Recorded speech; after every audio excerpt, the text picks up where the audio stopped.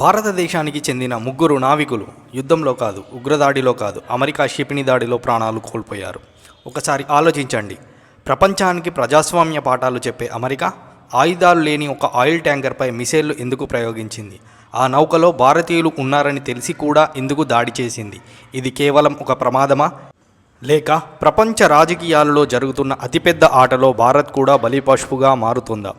ఈరోజు మనం చూడబోయేది అమెరికా ఇరాన్ ఘర్షణ, భారతీయ నావికుల మరణం మరియు భారత్ ఇప్పుడు ఏ నిర్ణయం తీసుకోబోతుందన్న సంచలన కథనం. అసలు ఏం జరిగింది? జూన్ 10న ఒమాన్ సముద్ర తీరానికి సమీపంలో ప్రయాణిస్తున్న ఒక ఆయిల్ ట్యాంకర్పై అమెరికా దాడి చేసింది. అమెరికా ప్రకారం ఆ నౌక ఇరాన్కు చెందిన చమురును రవాణా చేస్తుందట. అందుకే 2 హెల్ ఫైర్ క్షిపణులను నౌక ఇంజన్ రూమ్కి లక్ష్యంగా చేసుకొని దాడి చేసింది. కానీ ఇక్కడే అతిపెద్ద ప్రశ్న మొదలవుతుంది.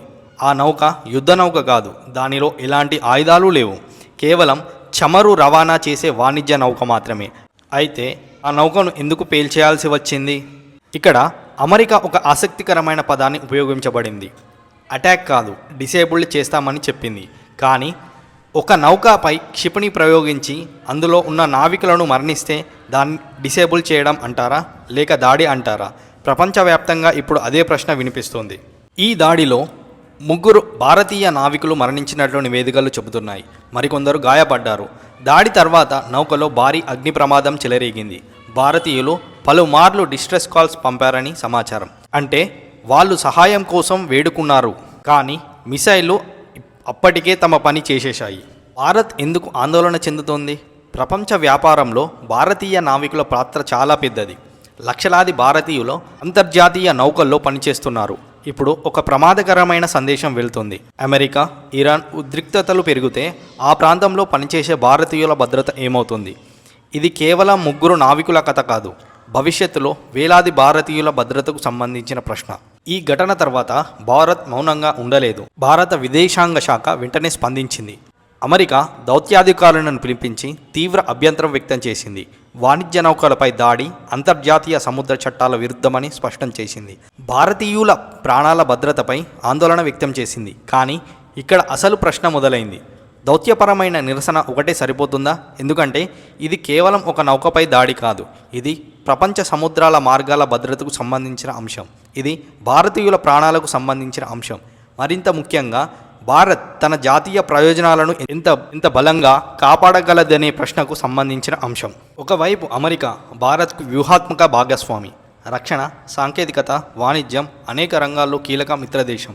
మరోవైపు భారతీయుల ప్రాణాలు. భారత్ ఎప్పుడు తన పౌరుల భద్రతలను అత్యంత ప్రాధాన్యంగా భావిస్తుంది.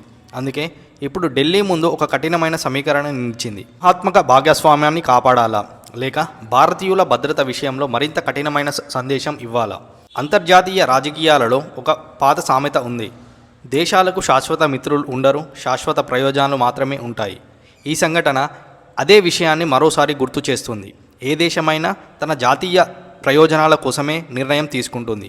అమెరికా కూడా అదే చేస్తుంది, చైనా కూడా అదే చేస్తుంది, రష్యా కూడా అదే చేస్తుంది.